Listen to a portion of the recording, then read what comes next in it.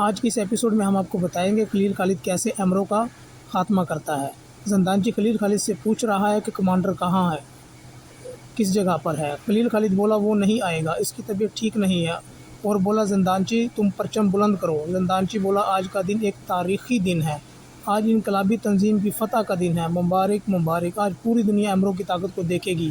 ایمرو کسی کا بھی خوف نہیں رکھتی، ہم نے آزادی کے لیے جانیں قربان کی ہیں اور آخرکار ہم کامیاب ہوئے ہیں۔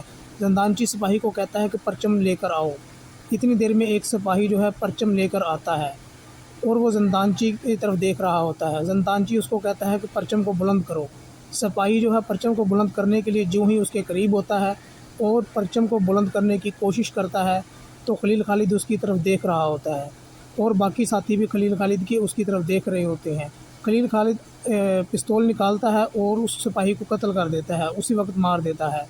زندانچی تم نے یہ کیا کیا؟ خلیل خالد نے زندانچی کو بھی گولی مار دی اور زندانچی کو بھی مار دیا۔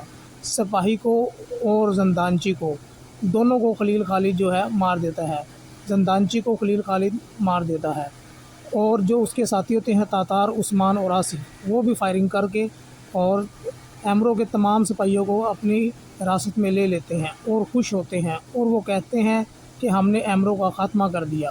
تاتار، عثمان، خلیل خالد اور آصف سبھی خوش ہوتے ہیں اور وہ اپنے پرچم کی طرف دیکھتے ہیں، پرچم کی طرف دیکھ کر خوش ہوتے ہیں۔ انہوں نے تمام ایمرو کے سپاہیوں کو قیدی بنا لیا ہے۔ اب عثمان پوچھتا ہے تاتار صاحب اب کیا کریں گے؟ تاتار صاحب کہتے ہیں کہ جو خالد صاحب کہیں گے وہی کریں گے، اور وہ لوگ بہت خوش ہوتے ہیں اور اپنے پرچم کی طرف دیکھ رہے ہوتے ہیں۔ تاتار، عثمان، آصف سبھی لوگ جو ہے اپنے پرچم کی طرف دیکھ رہے ہوتے ہیں۔ خلیل خالد اب تم پایہ تک چلے جاؤ، اب تم پایہ تک چلے جاؤ اور میں شہزادہ فرڈیننڈ کے ساتھ فرڈیننڈ کو سنبھال لوں گا۔